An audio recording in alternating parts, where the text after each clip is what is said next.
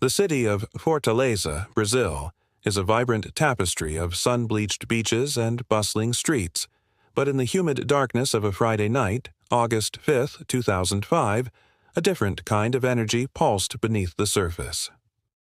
While the city slept, a team of men was executing a plan of staggering audacity. Their target, the impregnable fortress of the Banco Central on Rua dos Pacajus. Not the front doors, with their timed locks and armed guards, not the bulletproof teller windows. Their point of entry was a silent, unseen world, the very earth below. This is the story of the Banco Central burglary, a heist that wasn't a smash and grab, but a feat of patient, underground engineering that would become Brazil's largest cash theft. A tale not of known criminals, but of ghosts who vanished into the night with a fortune. Our story begins not with the crime itself, but with the quiet life that stood in stark contrast to the audacity of the plot. The mastermind, if the legends are to be believed, was a man named Luis Fernando Ribeiro. To his neighbors, he was unassuming, a former bank employee and perhaps a part-time landscaper. He knew the lay of the land, both literally and figuratively. He wasn't a muscle-bound thug, he was a planner, a thinker. His right-hand man was a tunneling expert known only as the Miner, a shadowy figure whose real identity remains one of the investigation's great mysteries. He was the architect of the earth, a man who understood soil composition, shoring, and silence. Then there was the crew, a collection of 24 drivers, diggers, and lookouts. They weren't high-profile gangsters, they were mechanics, construction workers, men who blended in, their faces anonymous in a crowd. They were the perfect cogs for a machine designed to run without a sound.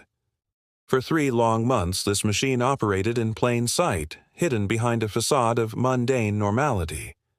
The gang rented a small, unassuming house just 150 meters from the bank's back wall. To any passerby, it was just another residential property. But inside, the ordinary ended at the front door. The gang removed tons of earth from the living room, creating a shaft that descended 4 meters straight down. From there, the miner took over, directing the excavation of a meticulously engineered tunnel. This was no crude hole.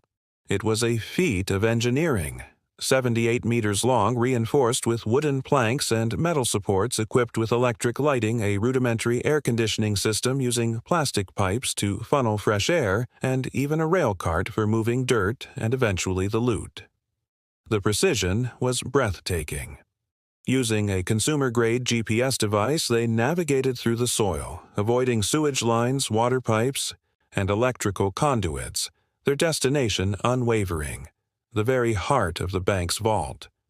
The vault itself was a monument to security.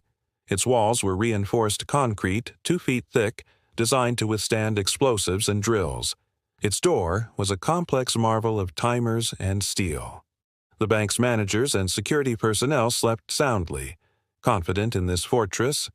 They conducted their patrols, checked the cameras, and never once thought to question the quiet house down the street or the steady, almost imperceptible stream of men who came and went under the cover of night, their clothes perpetually stained with earth.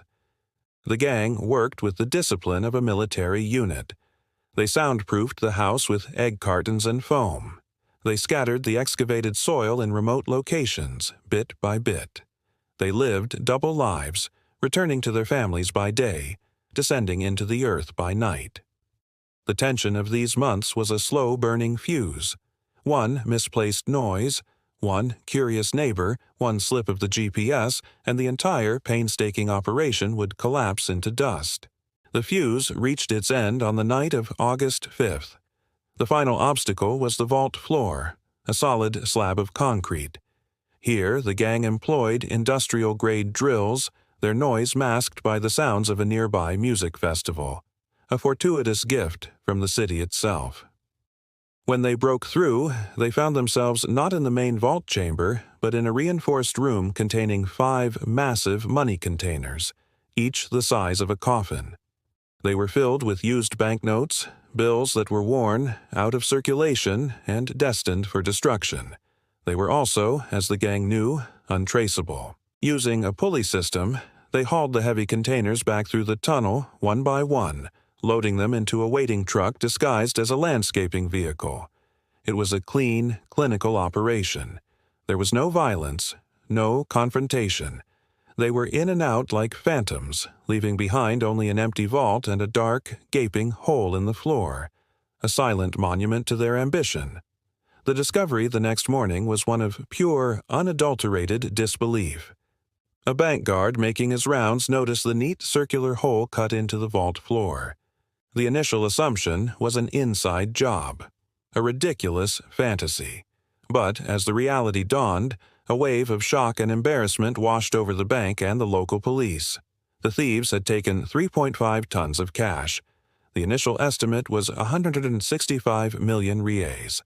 The investigation, led by a seasoned but flummoxed federal police agent named Marcos, exploded into action. The crime scene was a detective's nightmare and a journalist's dream. The tunnel was a work of art.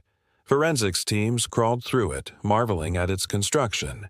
They found the house, now abandoned, its living room a gaping wound leading into the earth. The evidence was everywhere: fingerprints, DNA from discarded water bottles, tire tracks from the truck, but it was all anonymous, belonging to men who didn't exist in any criminal database. The public and media reaction was a bizarre mix of outrage and awe.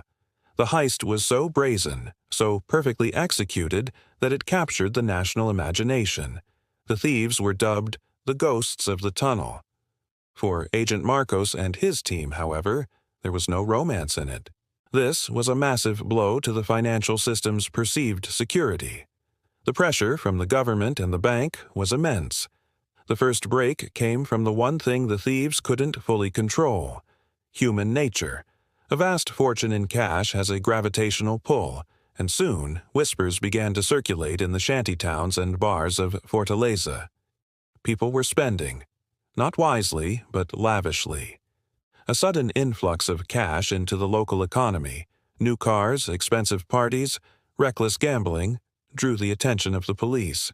They began to connect the dots, following the money trail from flashy low-level criminals back to the source. The investigation was a slow, grinding process of surveillance and informants. They couldn't find the miner, the ghost at the heart of the operation. But they began to close in on Luis Fernando and his associates.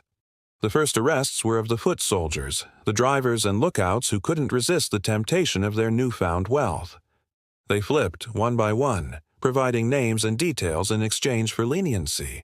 The narrative of a flawless, victimless crime began to crumble, replaced by a darker, more familiar story of greed, betrayal, and violence. The heist had been clean, but the aftermath was not. As the police net tightened, paranoia spread through the gang. They had been a team in the tunnel, bound by a shared secret. Now, on the surface, that bond was fracturing.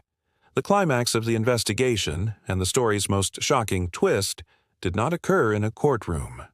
It happened on a quiet street, months after the heist. Luis Fernando Ribeiro, the alleged mastermind, was found dead in his car, shot multiple times. The execution was professional, a clear message. The official story was that he was killed by rival gang members trying to extort his share of the money.